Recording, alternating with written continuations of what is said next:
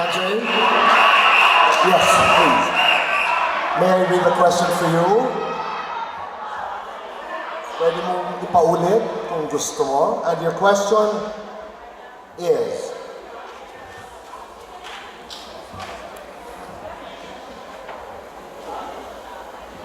may kahabaan po ang tanong. Andre, kung makakaharap mo ang Panginoong Diyos at pwede kang magtanong ng iisang bagay sa Kanya, ano yun? Mayong gabi sa inyong tanan. If tatanungin ako ng Diyos, if ako ang magtatanong sa Diyos, ang tatanungin ko po, kung bakit po nandito ako sa mundo. Pero alam ko po kung bakit ako nandito. For my gift, kasi lahat po tayo may gift. And gusto ko po i-nurture yung gift. I want to nurture my gift and to use my advocacy to inspire others. Thank you. No, I understand what you're trying to say. Biglang hirap, makaharap ang Diyos. What you're trying to tell me is that instead of asking the question, you want to say thank you. And thank you, Mr. Cagayan de Oro. Maraming salamat, Angel. Thank you. Palapakan po natin si Angel. Maraming salamat. Number 16.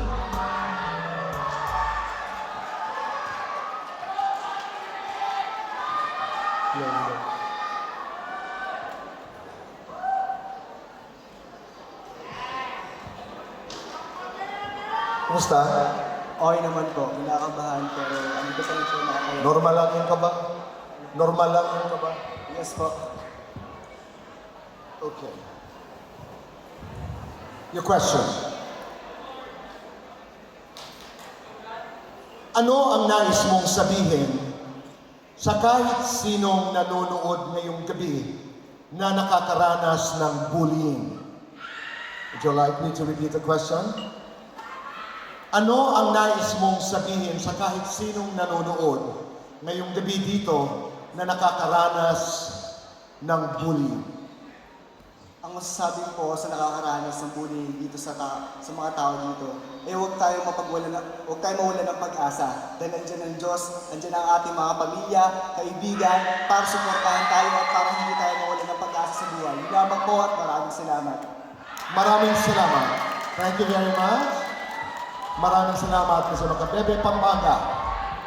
Let's now go to candidate number 24.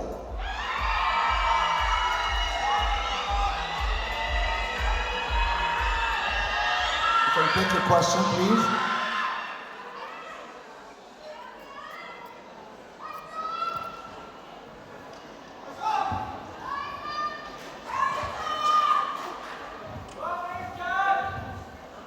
Your question is it okay to love and not be loved in return? I'll say that again. Is it okay to love and not be loved in return? Thank you po, Tito. Well, it's not necessary to be loved. As long as you are given love for people, respect, equality between the people, it's enough. In Arabic we say, "Inna ba'dakum tasawiyun." It means we are equal in love in everything. We also, if we don't give in return the love, doesn't matter. As long as we give the love for the people, we'll be all thankful. Thank you. Maraming salamat. Thank you very much. Thank you so much. And our fourth finalist is number 9. Mr. Cebu City, you may pick your question.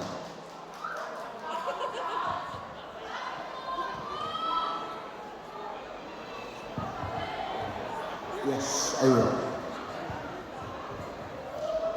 Ikaw okay lang if you're not loved in return? Yes, it's okay. For as long as you love. Yes. Kwayo. Here's your question. A foreigner asks you, Mr. Cebu requests that his question be asked in English. A foreigner asks you, why is it more fun in the Philippines? What would you say? I would say that it's more fun in the Philippines because of the culture that we have, the tourism that we have, the food that we have. The Philippines in general is one of the most beautiful countries that I've ever been to, and the food, the country, the people, it speaks for itself. I mean, if I could name all the places in Cebu, in the Philippines, it's all beautiful from the people, from the culture, from the food. The people are so beautiful, and I want everyone who's watching right now, especially from abroad, please come visit the Philippines and you'll experience paradise. Thank you. Thank you very much, Mr. Cebu. Alam niyo po si Mr. Cebu, the first time I met him, Mama Rene, you better listen to this, binigyan niya ako ng dried mangoes. I don't know what it meant, but I took it to heart. He's a kind boy. Our next candidate, pero totoo po yun. You know, he made sure that he gave sweet dried mangoes to his friends. Our next candidate, our next finalist is number 25.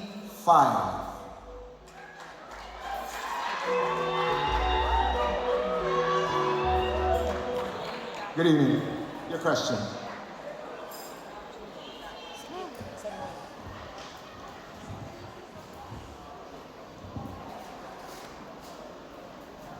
How old are you now? How old are you now? I'm 21 years old. When you're walking down from there to here, what were you telling yourself? Well, actually, I feel that I'm supposed to be nervous, but as I'm walking down towards you, I'm telling myself that I can do this, you know? Nothing will go wrong as soon or as much if I am going to believe in myself again. You can. Yeah, of course I You can. Okay, here is your question. Canada recently joined Uruguay, am I pronouncing it correctly? I think I am. Uruguay as a second nation in the world to make marijuana legal. What is your opinion on the legalization of marijuana in the Philippines? Okay. Ang Canada, recently ay katulad ng Uruguay, ang pangalawang bayan sa buong mundo na ginawang legal ang marijuana. What is your opinion kung gagawing legal ang marijuana dito sa Pilipinas? Thank you very much. Now, first and foremost, I want to say that that idea has been really considered by many experts. We have to consider the pros and cons of marijuana. And it doesn't mean that if the other countries accepted it, we would. But in my opinion, marijuana has its own medical advantages. And for all I know, I'm all for it as long as it will be limited and will not be used to businesses that will be gateway to our illegal drugs and of course crimes. That's all. Maraming salamat. Thank you. Thank you very much.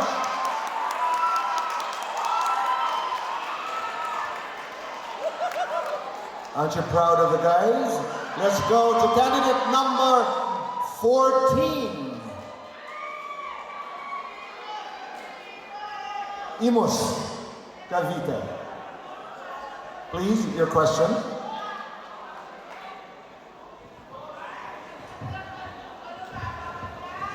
May tawag ang Imus, di ba? It's supposed to be the Flag capital of the I'm sorry? Flag capital of the Philippines. Flood? Flood capital. Flag. It's a flag, I'm sorry. Mandila. My bad. It's the flag capital of the Philippines because our national flag was. It is part of the history of the Philippines when it comes to freedom. Tama. Laki po yung contribution. Napakalaki sa ating kasaysayan. Mr. Imos, your question is, kung may isang bagay kang hihingi ng tawad sa Diyos, ano ito at bakit? I think if I would wish something to God, it is to change the mindset of the people, to teach everyone discipline. Because I think discipline, it makes us think what is right. It makes us decide on what to do. And I think if we all live in a more disciplined way, I think we will have a better world. Thank you. Maraming salamat, Mr. Imus. Thank you very much. From Mr. Imus, we now go to number 3, Binyan, Laguna.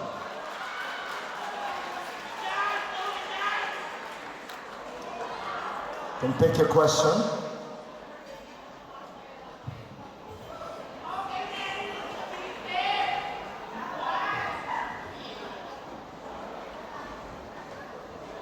Mr. Binyan, your question is, ano sa tingin mo ang maipagmamalaki ng mga kalalakihang Pilipino sa buong mundo? You want to repeat the question? Okay, say it again. Ano sa tingin mo ang maipagmamalaki ng mga lalaking Pilipino sa buong mundo? I think that we are distinctively handsome. And I know that we have the characteristics of our national hero in our blood, running through our veins. The love for our country, the bravery of our national hero, Dr. Jose Rizal. And that is the answer. Thank you. Maraming salamat. Thank you very much, Mr. Binyan. Come on down, join me, number 15. Leyte.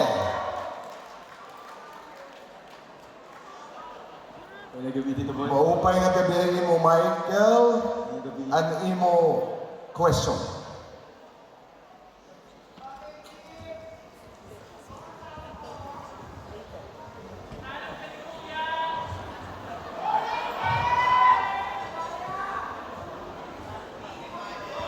Michael, later your question is, the security guard incident in Ortigas, you heard about it. Sabi nila, pag mayaman, may investigasyon. Pag mahirap, diretso kulong. Comment. Okay. The security guard incident in Ortigas, kung saan nasagasaan, hit and run, sabi ng mga netizens, pag mayaman daw, may investigation. Pag mahirap, diretso kinukulong. Your comment. Ladies and gentlemen, I saw that video that security guard. It was really heartbreaking kasi a normal security guard doing his job and got dumbled down because of that car. I believe, ladies and gentlemen, kung ano man yung mangyari, kung ano man yung dapat na kinasangkutan mo, or you done this criminal, you should be penalized. Kung mayaman ka man, mahirap, you should be penalized according to the law. And that will be all. Thank you so much. Maraming salamat, Michael. Thank you very much, Mr. Leyte. Thank you. Let's now go to number 11. Number 11. Your question.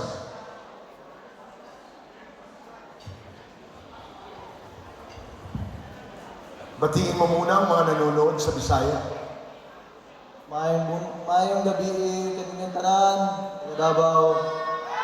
Magandang gabi sa inyo lahat. Maraming salamat. Your question. Sa Davao, sino ang pipiliin mo? Ibig sabihin, girlfriend, mahal mo o mahal ka? At bakit? Thank you po sa pipiliin ko po yung mahal ako. Dahil po, pag mahal po ako ng girlfriend ko, mas mapagpakita niya yung pagmamahal sa akin. Then, matuto din po akong mahalin siya. Katulad ng pagmamahal niya sa akin. Yun lang po ang salamat. Maraming salamat, Mr. Davao. Thank you. Thank you, Nico. Thank you. Of course, Mr. Paranaque. Last but not the least, number 23. We have 2 more questions actually, and you can choose one.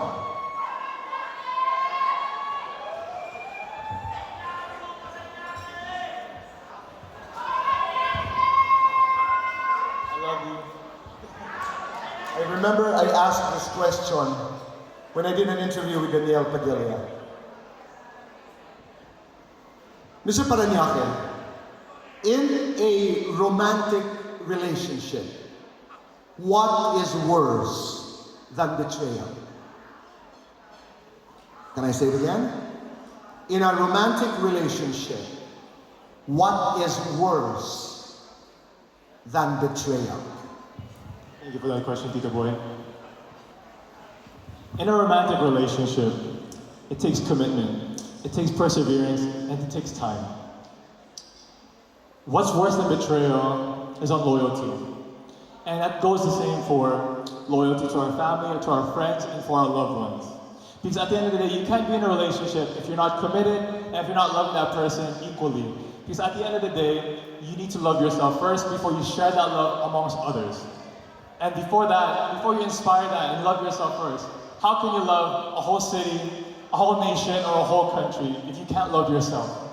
At the end of the day, betrayal is worse if you don't love yourself. Thank you. Thank you, Mr. Paranaque. Maraming salamat. Thank you. Kindly bring the mic, please. Just so you know, mga kaibigan, the question which was not picked